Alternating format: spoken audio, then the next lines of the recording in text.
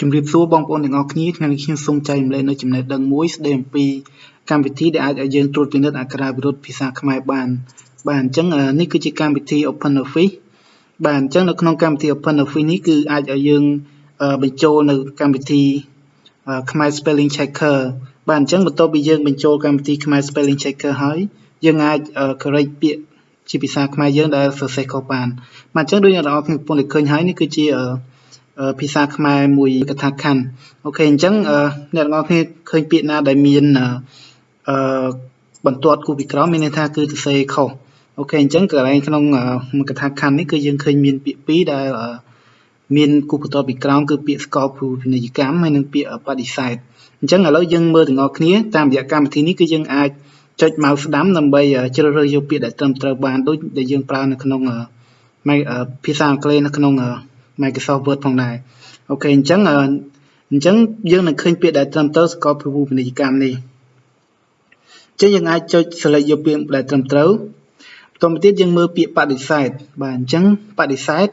គឺសរសេរខុសអញ្ចឹងតើពាក្យដែលត្រឹមត្រូវគឺយ៉ាងម៉េចយើងចុចមកស្ដាំមើលបាទអញ្ចឹងបដិសេធគឺសរសេរនឹងអក្សរធម៌បាទអញ្ចឹងយើងឃើញថាកម្មវិធីនេះគឺអាចជួយយើងបានច្រើនក្នុងការសរសេរលិខិតស្នាមជាផ្លូវការដូចជាកិច្ចសន្យាឬមួយក៏ពាក្យស្នើសុំផ្សេងបាទ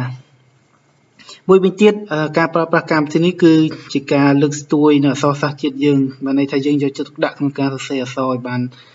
ត្រឹមត្រូវទៅតាមពាក្យតាមក្បួនរបស់ខ្មែរយើងបាទអញ្ចឹងថ្ងៃនេះខ្ញុំនៅបង្ហាញអ្នកនរគ្នាអំពីរបៀបក្នុងការបញ្ចូលកម្មវិធី OpenOffice ហ្នឹងហើយនឹងខ្មែរ Spelling Checker នៅលើ OpenOffice ហ្នឹងដើម្បីអាចឲ្យយើងចុចមកស្ដាំដើម្បី correct ពាក្យដែលសរសេរខុសបាទអញ្ចឹងសូមបងប្អូនតាមដានជាមួយនឹងខ្ញុំទាំងអស់គ្នាបាទ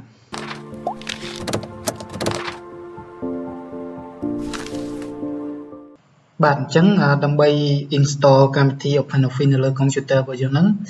អ្នកនរគ្នាអាចចូលទៅ download បាននៅក្នុង website របស់ខ្ញុំដែលខ្ញុំបានសរសេរអំពីកម្មវិធីដែលអាចឲ្យយើង correct ខ្មែរ Word បានហ្នឹង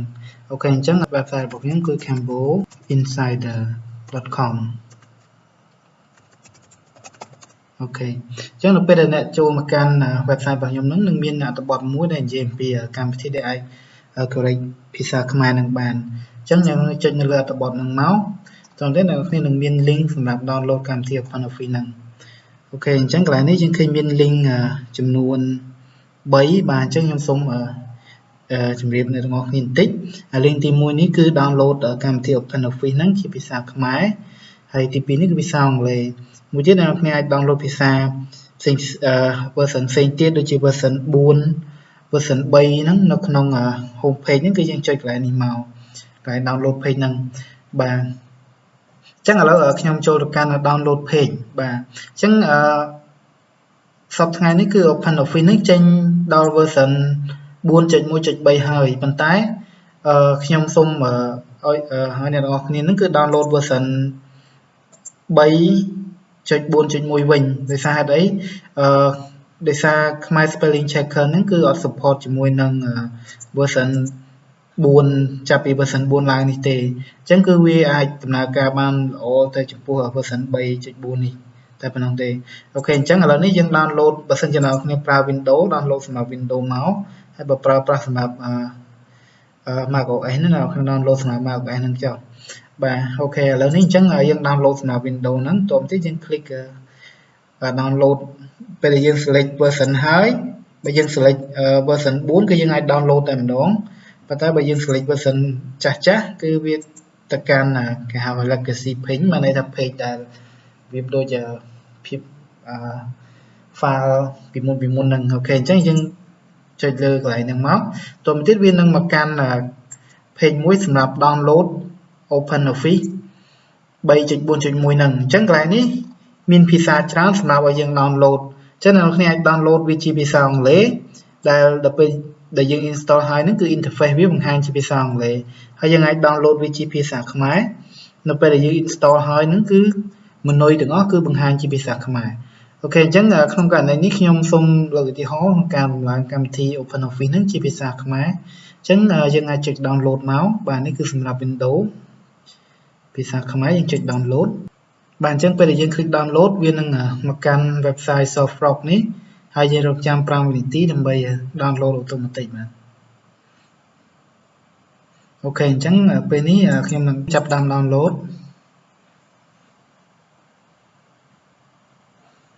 បាទអញ្ចឹងនៅពេលដែលយើង download ចប់យើងចាប់តាម download Khmer Spelling Checker add-on ទៀតដើម្បីអាចឲ្យយើងនឹងគឺធ្វើការចុច mouse ស្ដាំនៅលើពាក្យជាភាសាខ្មែរហ្នឹងហើយយើងអាច correct ជ្រើសយកពាក្យដែលត្រឹមត្រូវបានដូចជាយើងប្រើភាសាអង់គ្លេសផងដែរបាទ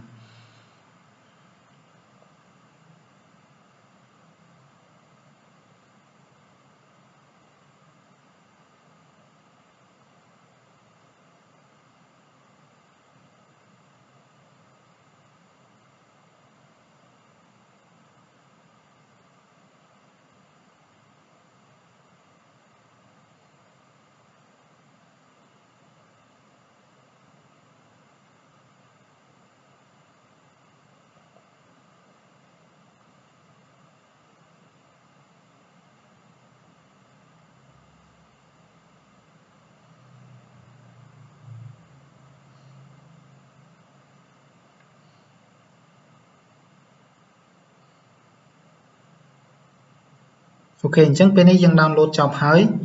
ឥឡូវខ្ញុំ copy វាដាក់នៅលើ desktop ដើម្បីអាចឲ្យអ្នកទាំងអស់គ្នានឹងស្រួលមើលអូខេអញ្ចឹងខ្ញុំបង្កើត folder មួយដាក់ឈ្មោះថា OpenOffice ហ្នឹង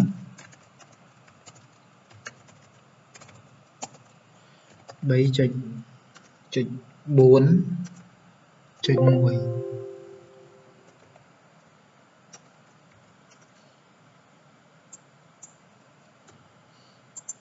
អូខេអញ្ចឹងខ្ញុំផាសវានៅលើ folder desktop ដើម្បីអ្នកនឹងស្រួលមើលអូខេអញ្ចឹងបន្ទាប់ពីយើង download OpenOffice នឹងហើយយើងចាប់តាម download Khmer Spelling Checker add-on សម្រាប់ OpenOffice នឹងបាទអញ្ចឹងកន្លែងនេះគឺ download link សម្រាប់ Khmer Spelling Checker ហ្នឹងអ្នកចុចលើវាទៅបាទអញ្ចឹងអ្នកខ្ញុំសូមចាំបន្តិចប្រហែលជា5វិនាទីវានឹងចាប់ដើម download ហើយ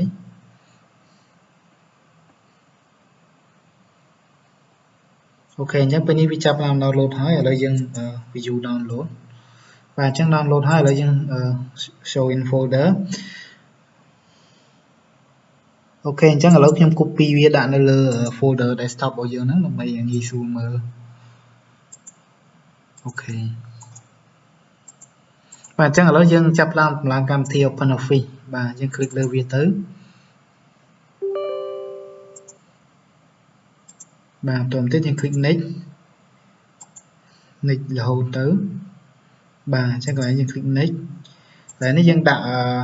ជាទូទៅយើង install Microsoft Office ក៏ដូចជា install OpenOffice ហ្នឹងគឺកន្លែងនេះយើងដាក់ username របស់យើងហ្នឹងដើម្បីនៅក្នុង profile របស់កម្មវិធីហ្នឹង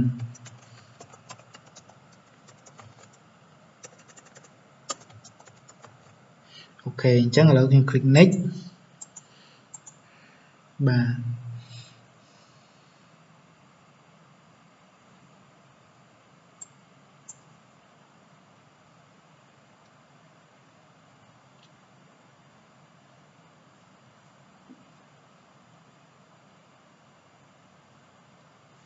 អូខេអញ្ចឹងពេលនេះយើង install ចប់ហើយ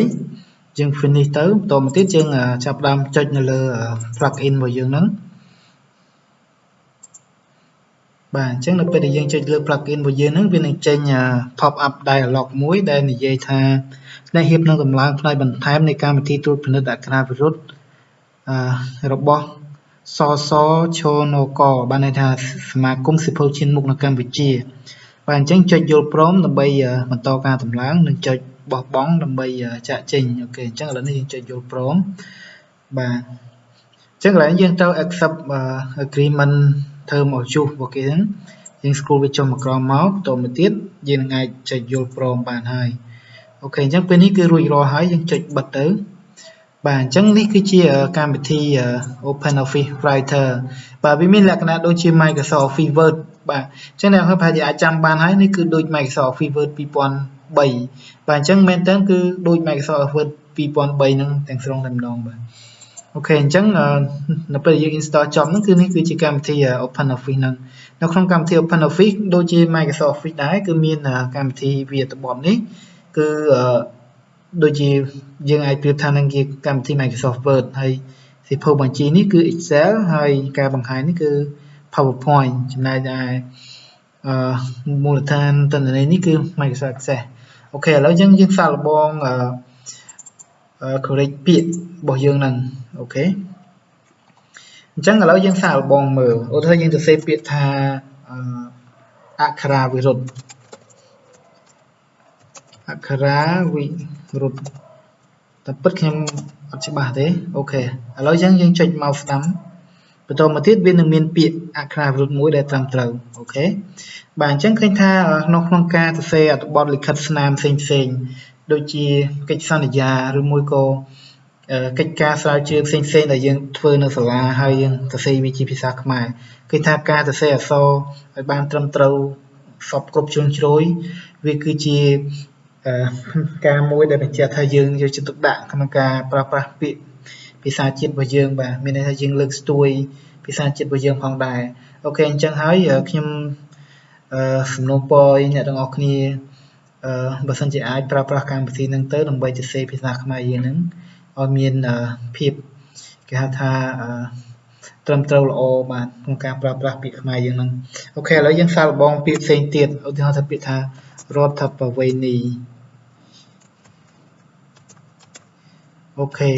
អញ្ចឹងពេលដែលយើងសរសេរអញ្ចឹងពេលដែលចេញបន្ទាត់ពីក្រោមនេះបានន័យថាពាក្យហ្នឹងគឺអត់ត្រូវទេអញ្ចឹងយើងអាចចុច mouse ស្ដាំបន្តមកទៀតយើងយកពាក្យមួយណាដែលត្រឹមត្រូវអូខេអញ្ចឹងឥឡូវយើងសរសេរជាអត្ថបទតែម្ដងឧទាហរណ៍ថា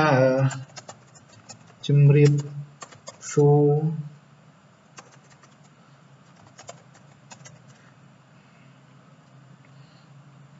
បងប្អូនទាំងអស់គ្នា